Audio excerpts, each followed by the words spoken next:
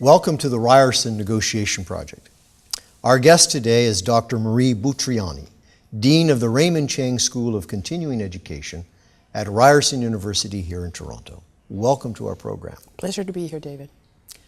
From 1999 to 2007, our guest served in the Ontario Legislature and assumed some senior portfolios as the Minister responsible for Intergovernmental Affairs, Democratic Renewal, Children and Youth Services, Citizenship and Immigration.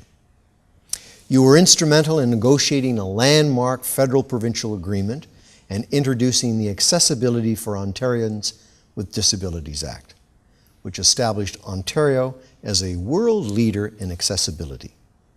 Prior to entering public life, you were the chief psychologist for the Hamilton Wentworth District School Board for approximately 10 years. Our guest has lectured extensively at a variety of different universities, including Wilfrid Laurier University, McMaster University, Seneca College, and of course, Ryerson University. Our guest has recently completed a 5-year term with the Children and Youth Committee for National Mental Health Commission and was appointed to the Canada-California Business Council. We're going to have to talk about that one. Okay. Prior to joining Ryerson University, our guest was president and executive director of the Royal Ontario Museum from 2007 to 2011. Our guest joined the Chang School as a distinguished visiting scholar in 2011. In partnership with a variety of stakeholders, our guest has led a consultation process enhancing employment opportunities for Canadian youth, immigrants, and persons with disabilities. This study has had an enormous impact here in Ontario and across the country. In July of 2004, our guest was appointed the Dean of the Raymond Chang School of Continuing Education at Ryerson University. That is quite a resume. Tell us a little bit about, if you would, in terms of your role as the chief psychologist at the Hamilton Wentworth District School Board, dealing with youth, dealing with teachers and parents. It must have been an exciting opportunity. It was a wonderful position. As chief psychologist, my responsibility was overseeing the great work of a great team, 14 psychologists or psychological associates, and our goals were to help teachers help students, assessment of students with potential learning disabilities, developing programs for those students, meeting with the parents, doing research. We did quite a bit of research. We were one of only 2 boards of education that did research in the areas of special ed at the time, where we would assess whether certain special education classes were efficient and effective in helping students, and long-term studies. Would I be correct in saying that it would be somewhat rewarding and challenging in terms of working with parents? Absolutely. I think rewarding and challenging is a good summary, David. I'm humbled by the love that parents have for their children. I'm a parent myself. But if you add a disability into the mix, it adds a lot of stress in a family. And if not supported properly, it can actually add illness in the family. And there is research to show that parents of severely disabled children do have a greater chance of getting seriously ill. So it was it was rewarding to be able to help, but challenging at the same time because there were limited resources, which was one of the reasons that motivated me to go into politics. I was tired of saying to parents, you know, you have to wait a year for an assessment. You have to wait 6 months for this service. It was heartbreaking. As a parent myself at the time of young children, it was heartbreaking, which is what made me go into politics. And we're going to come to that. But as you look back at that tenure in your adult life as the chief psychologist, what sort of preparation would you have to do? For instance, you're meeting with a parent who is livid about his or her daughter or son who's not advancing the way in which they think they should be advancing. How would you handle those kinds of conversations? I mean, you come across as being very warm and very open, which I would think is an advantage, but anything come to mind in terms of how you would handle those situations as you reflect back?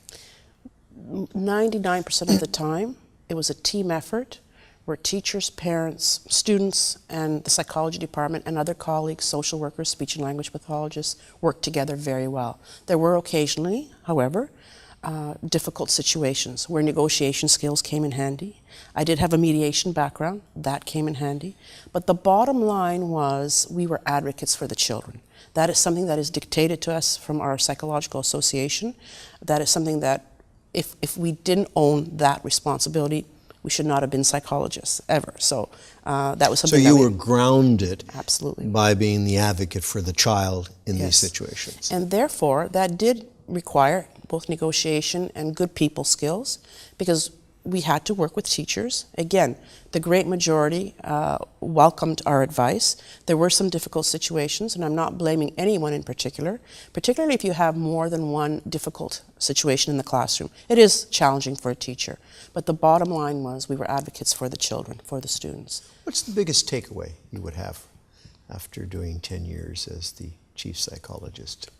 I think the teacher is the most important person in that child's life next to the parent if you have a difficulty or a disability. And therefore that teacher has to be supported. And there have to be resources. She or he have to be well trained. And if they are not, because they didn't have the opportunity to be well trained for children with disabilities, it is up to us as a society to ensure they have that training. Most of the difficult situations were basically situations where there was a lack of knowledge, not a lack of motivation or a lack of love for the children, a lack of knowledge. And that is where we came in. We provided workshops. But again, I would say that the teacher is the most important person in a child's life next to the parent, particularly if they have a disability at that young age. So then you enter public life. Tell us about that. How did it happen, and how did you feel when you first walked into the Ontario legislature? Well, it happened because I was very disturbed with what was happening in the education and healthcare systems. And I ran and was fortunate enough to win.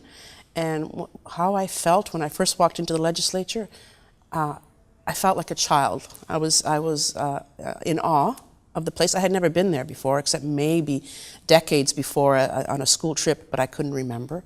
And I was in awe, and I felt very honored. At the time, there was only 103 of us. There were only 103 of us. I know there are more now. And I thought, there are only 103 people that have this honor right now in this whole province of 12 million people. And I'm lucky enough to be one of them. I better work really hard. It's a very significant achievement to be elected to a legislature in this country. It's an achievement, yes, because it's hard work, as every candidate knows, as you know, to have a campaign and to win. Even harder to lose. And I've lost 2 and I've won 2, so I know. But it's also a great honor. You were the Minister for Children and Youth. Mm-hmm. The first minister for Children and Youth. Yeah, I built the ministry. That was a privilege. I built a $3 billion ministry from all the other ministries where children's services were allocated before the ministry in was different built. departments. That's right, social services, healthcare, etc. Yeah. And how was that? At the time, I felt I had trained for that position all my life. I was a child psychologist. I was a children of immigrants, and at the same time as being children and youth minister, I was also appointed to citizenship and immigration. So I felt that I had trained for those 2 ministries all my life. And the AODA, the Disability Act, the Accessibility Act for People with Disabilities, came under the Citizenship and Immigration Ministry. And I felt my background as a psychologist was very helpful for that too. And I also had the opportunity, being at the time the only minister with 2 ministries, to look at all of the silos between ministries, particularly my 2. And that was also an advantage of having two ministries.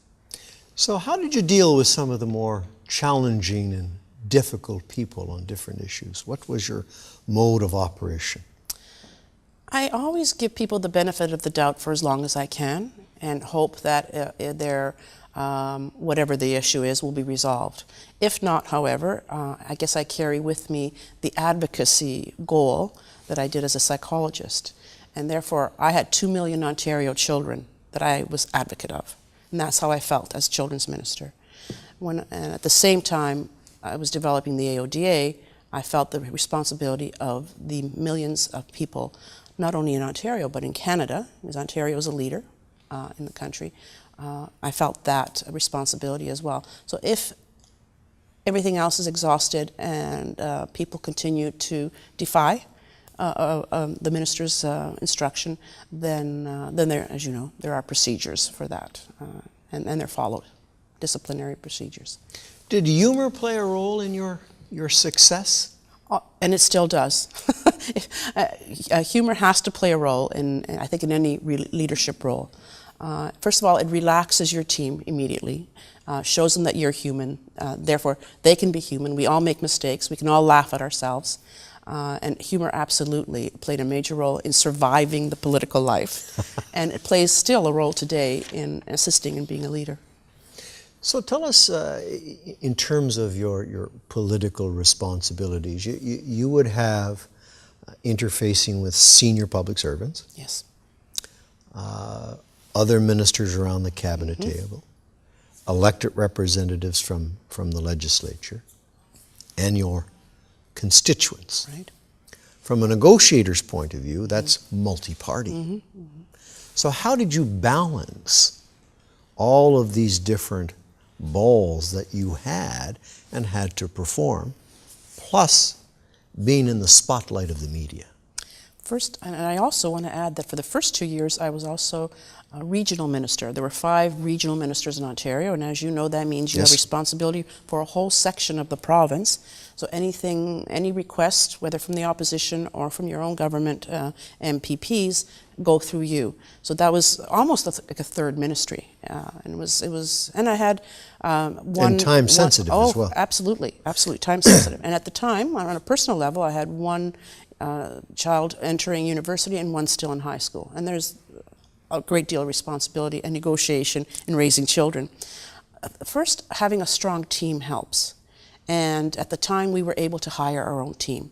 And that means hiring people that you trust, that you value, and that value you. And that's, to me, is the precedent for all success. So I had a strong team. I was fortunate, and I had strong public servants. My deputies, assistant deputies, they were magnificent. We were a new government. There was a change of government. And with every change of government, regardless of party, there's always that sense of hope and positivity, and we had that energy as well. And then I think basically, David, it's just doing a lot of listening and consulting. Now, at some point, I remember my then 12-year-old daughter saying, "You guys are consulting a lot. When are you going to actually do something?" And she was 12 at the time. So at some point, you have to react and act on all that listening. But basically, those are the ingredients. A good team, good listening skills, but then when decisions have to be made, make them. Let's come to the communications end of it. You referenced listening skills. Anything come to mind in terms of examples where you've had to listen to stakeholders and others, and you found that their input was important or it wasn't important? Any examples of utilizing your listening skills in your various portfolios? Yes, the one, I think, perfect example is the first meeting between business representatives and people with disabilities. We had rented a huge room near the airport in Mississauga, and I walked in, and one of the activists came up to me and said, "You should do a press release. We've never had this before." And I thought, how can you negotiate anything if you don't have the parties that disagree in the same room? Business was afraid of what an accessibility law would cost. People with disabilities felt shut out of businesses. So we sat at the table and I listened to their concerns. By the end of the morning, it was obvious that there was 99% agreement, as there usually is. We focus on the 1% to 2% of disagreements. And that's what we get angry and upset about. And we all do, and I do still, whether personal or professional. But once you hear from both sides that business was just simply in the dark of what all this would mean, of what an accessibility act would mean and how much it would cost. And one businessman who was an executive, actually from my hometown of Hamilton, summarized it best. He said, "Minister, as a businessman, you're scaring me. But as a father of a disabled girl, you're not moving fast enough." And that encapsulated the challenge, the communication, but also the starting point. Okay, we have these fears, we have these challenges, now let's move forward. And that was the beginning. You've referenced listening skills. I was wanting to know, though, that in your approach, what sort of things did you do? Obviously, you liked the subject matter, so it would be relatively easy. But there's quite a lot of stamina that you have to be a good listener. Yeah, absolutely. And it's something you have to consciously make yourself do. Were you always a good listener? I think I was, but I'm human, and I can be impulsive, and I can. Do you think it was part of your training? I think definitely part of my training, and I think a really good example, and you would know this, being a former minister and MP, when you are listening to your constituents, you hear about topics that you don't know about, and that's when you really have to be a good listener, and you often hear one side of the argument. So it's very important not only to be a good listener, but not to pass judgment very quickly, because you can get yourself into trouble. And I know in my town of Hamilton, when I had constituents, I had to be extra conscious of listening and not jumping in, not getting angry if they're angry at me. And I found most of the time, even if you couldn't solve their problem, because quite often it was federal or municipal, and I was provincial, just the fact that you listened was appreciated. Most of the time when people have complaints, they just want to be heard. I continuously tell my clients and others that listening really is a trust factor. That's how you build trust with other people, by being sincere and actually listen. But let's come back to communications. What was your style then as a minister and your style today in terms of how you communicate? Are you a letter person? Are you a telephone person? Are you an email? Are you a text? Are you twittering? Tell us about your communication style. Okay. I have a rule, and I've always had this rule, because I've made mistakes in the past, that if you have something personal or an issue of human resources, it should never be on email. Definitely not on social media. But not even on email. If there's a potential conflict between colleagues, between you and a colleague, it's best to pick up the phone, or even better, have a face-to-face communication. I find with emails, they can be misinterpreted. I find that if you are angry and impulsive, once you press the send button, it's done. It's there in paper. It's there in cyberspace forever. So, and I encourage, and I've always encouraged, whatever teams I've had the privilege to lead, to be the same. And in fact, if you see my emails back and forth from my team, even at the Chang School, my responses are usually pretty short. Part of that is the political background too, knowing that anything in writing can be used in the future at any time. With respect to Twitter, I do tweet about the Chang School. You do? Good. Yes, I do. And I also do Facebook and recently LinkedIn as well, because especially for education and employment, LinkedIn is a good site. So how do you use the LinkedIn for that? Basically to announce new programs. I've just started a blog. Talked about social entrepreneurship just last week on my blog in the LinkedIn context. And also making connections that could lead to possible partnerships with the Chang School. Mostly, if you really want to have a good communication, face-to-face is the best. If you're dealing with a difficult person, and you know, we all are difficult at some point in our lives, it's good to have someone else present when you're dealing with that person. People hear what they want to hear. And we're all human, and it's best to have a witness. But in difficult situations, would you ever use the letter, summarizing what was said at a meeting, outlining your particular positions or your perspectives on the issues which were in question? In the past, yes. I've not had to do that yet, except for very minor situations. For example, space is an issue here at Ryerson University. We're always negotiating where we can have our classes. So in situations like that, and there never have been difficulties, but you have to summarize your concerns, why you need this room and not that room. But by and large, although I may be the recipient of something in writing, I tend to do everything face-to-face or by the phone. That's very interesting, because with your background in your career and the positions that you've held, that's very wise advice to our listening audience, particularly young people. Be quite careful about what you text and what you put in an email. I tell my young 20-something-year-old kids and all the students that as often as I can. Now, as you know, in politics, you had a whole communication department helping you write letters. When I was children and youth, I think I had 1,800 letters a month. I think that was the average. Parents concerned about their children, etc. And drafts of letters would be written, and then I would put my touch on them and then my signature, and they would be out. But a lot of those letters were similar in style. They were not that personal, they were not that specific. Whereas in the position I hold today, the issues are much more specific. Tell us about the position that you hold today as the Dean of the Raymond Chang School of Continuing Education. Tell us about that. Oh, I think I've got the best job in the city. I have 115 full-time people at the Chang School, wonderful colleagues, 800 part-time instructors. We have 70,000 enrollments in continuing education. Not necessarily students, because students take 2 and 3 courses, but 70,000 enrollments. We're the biggest in Ontario. I believe we're the biggest in the country, but definitely in the top 2 or 3. 20,000 of those enrollments are online. We're the biggest online educator in the province. We have 2 part-time degrees online.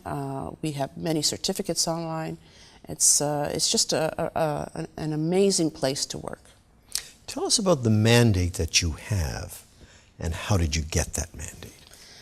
I have the mandate of reversing a trend where continuing education enrollments are decreasing. And continuing education enrollments are decreasing? They're actually decreasing. Over the last 6 years, they're decreasing across the country, actually. There are only a very few institutions where they have been increasing. So I've been mandated to reverse that, which will be challenging given the demographics. And I think one of my responsibilities is to do that in the short term, but also to look at the long term so that my successors won't have this issue. And we know that the demographics are changing for 18-year-olds. There are fewer 18-year-olds, which means in 10 years, 10 to 13 years, there'll be fewer CE students, given that the average age of a CE or continuing ed student is 31. So I have to look at it from a short-term point of view and from a long-term point of view. How I got the position? Well, I applied and was interviewed. And again, I think my background assisted. So I had a background in politics. So I've got very good relationships with cabinet ministers, colleagues. We sat around both opposition and government tables together. So firm friendships, and able to bring them in if needed, to listen. My background as a psychologist, I believe, is helpful. And my fundraising background as president of the ROM, where, again, fundraising now has permeated most leadership positions. Governments can't do it alone, and I agree with that. Taxpayers can't do it alone, so the fundraising aspect, I think, of my background helps too. All important skills in order to be successful in what you're doing. But in terms of the specific mandate at the Chang School, would that be given to you by the provost? Yes.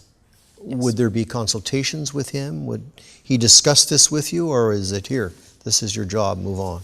Well, all deans set their goals, which are approved by the provost, and then a mandate letter is given to you where those goals are expanded upon. I've been fortunate so far. No one has said you can't do this or you can't do that. What has been done is things have been added to the list. We just went through an academic plan process, which was the responsibility of the provost. And Dr. Lashmi did a wonderful job, consulted with hundreds of groups, and that also guides our goals. So one of the goals of the Chang School, of course, is to increase enrollments, because we also assist the university financially. We bring in tens of millions of dollars in tuition, but also other monies with contracts.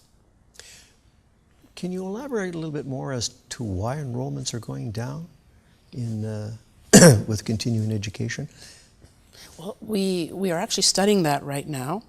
One of the reasons could be that people are taking, perhaps a hypothesis is that fewer people are taking courses for personal interest. In other words, if you're going to take a course in a year, if the age is between 30 and 45 and you're still in your career and you're still advancing your career, you'll be taking courses or certificates that will meet that goal. And in fact, our certificates are holding their own. We're not seeing a decrease in enrollments in our certificates, which do give job skills, etc. Another hypothesis is we do have our other colleagues across the city. We have great community colleges that offer good continuing education courses, and perhaps they offer courses that students find are just as relevant at a smaller cost, which is a clue, I think, for all universities to look at their costs when offering courses. There's also, I believe, and this is my personal opinion, in this generation, the 20-somethings, less of a concern about degrees beyond the BA degree and more a concern about job skills. So again, perhaps getting a degree online isn't as important as, or through continuing education, through night school, isn't as important as it used to be. If you're looking for a job, if you're looking for a good job to raise your family, you want job skills. So again, we have colleagues from across the city and community colleges and private institutions that do a very good job in offering those. So we have to watch that and learn from that.